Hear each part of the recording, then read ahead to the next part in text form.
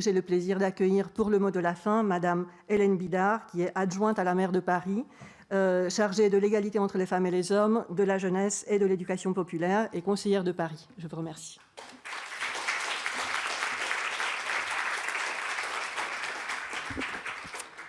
Merci beaucoup. Je suis très heureuse, malgré le sujet, très heureuse d'être parmi vous. Je vais commencer par vous dire, vous l'avez dit, que je suis adjointe à la maire de Paris et que pour des raisons de réserve électorale, je ne parlerai pas des élections municipales. C'est vrai que dans l'air du temps, certains se moquent de cela, du respect du droit, du respect de la loi. Certains même se moquent de l'éthique, mais je crois au contraire qu'il faut lutter pour cela et lutter pour le respect de notre droit et de notre législation. C'est bien là ce qui nous différencie de la barbarie. Et ce n'est pas sans lien avec notre sujet, en réalité, même si ce que je viens d'évoquer est un peu plus léger.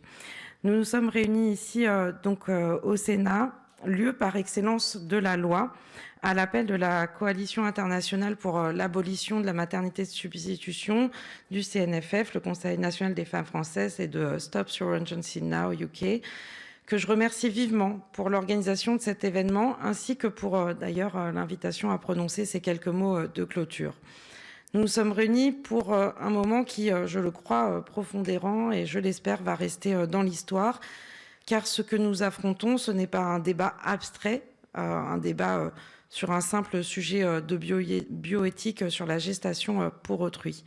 C'est une bataille concrète, politique, sociale, une bataille qui engage l'avenir de notre société autour d'une simple question.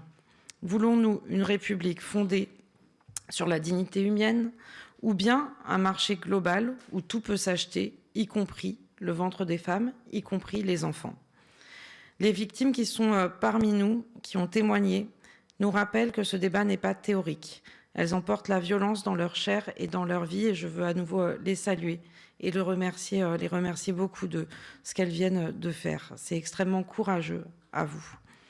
Leurs paroles brisent les mensonges. Elles savent ce que signifie être réduite à une fonction biologique, ce que signifie être privée d'un enfant au nom d'un contrat, ce que signifie une maternité qui devient une prestation tarifée. À vous, Clara, Julie, Christiane et Marianne, je veux d'abord dire notre immense respect. Votre courage est notre boussole. Vous êtes la preuve vivante que la GPA n'a rien de généreux ni de libre, qu'elle est toujours une dépossession, toujours une exploitation, toujours une violence. La GPA marque une ligne rouge, une frontière et interroge profondément. De quel côté voulons-nous être? Du côté de la dignité humaine ou du côté du marché absolu? Du côté de l'émancipation ou du côté de la régression humaine? Nous nous sommes positionnés avec la ville de Paris, puisque nous soutenons la SIAMS, dans des actions de plaidoyer depuis des années maintenant. Au même titre d'ailleurs que nous finançons des associations qui accompagnent les victimes de prostitution, les victimes de traite des êtres humains, les victimes d'exploitation sexuelle ou encore de pornocriminalité. L'ONU, par la voix de Rima Salem, rapporteuse spéciale des Nations Unies sur la violence contre les femmes et les filles, a mis des mots clairs et rendu un rapport le 14 juillet dernier sur le sujet, et je veux le citer. Les accords de GPA peuvent être assimilés ou comparés à de l'esclavage. La nature lucrative et la prestation des services de gestation pour autrui accroît le risque de traite des personnes à chaque étape. Ce n'est pas une formule polémique, c'est une expertise internationale, un constat documenté basé sur des années d'enquête et des témoignages comme aujourd'hui. Ce rapport de l'ONU n'appelle pas à encadrer, il n'appelle pas non plus à réguler, il appelle à abolir. 19 recommandations, toutes en faveur d'une seule issue, et je veux le citer encore.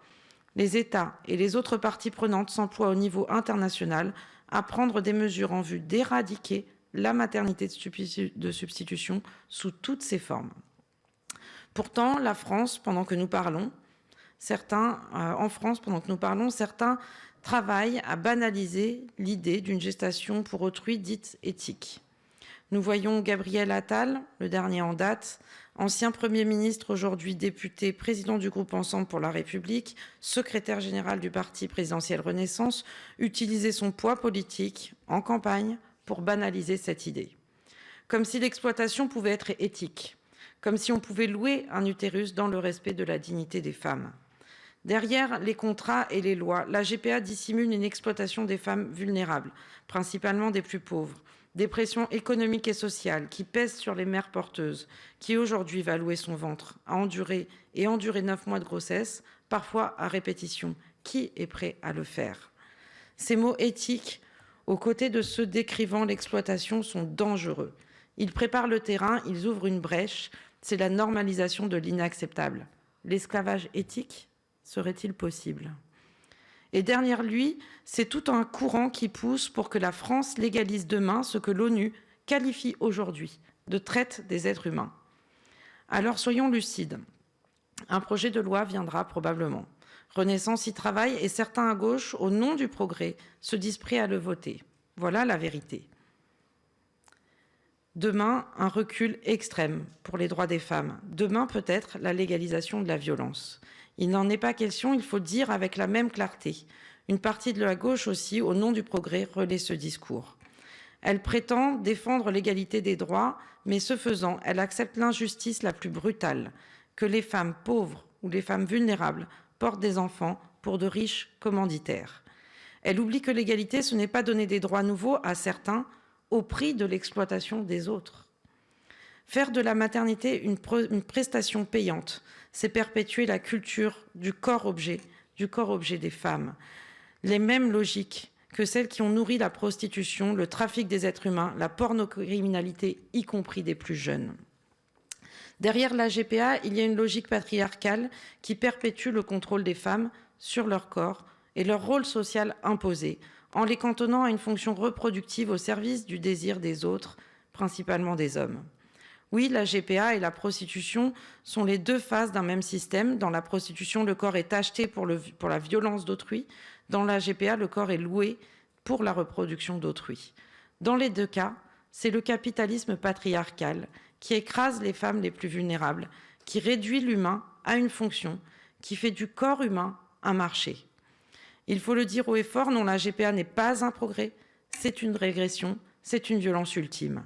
C'est le retour à une logique esclavagiste, adaptée au XXIe siècle, mais au profit de grandes cliniques de fertilité.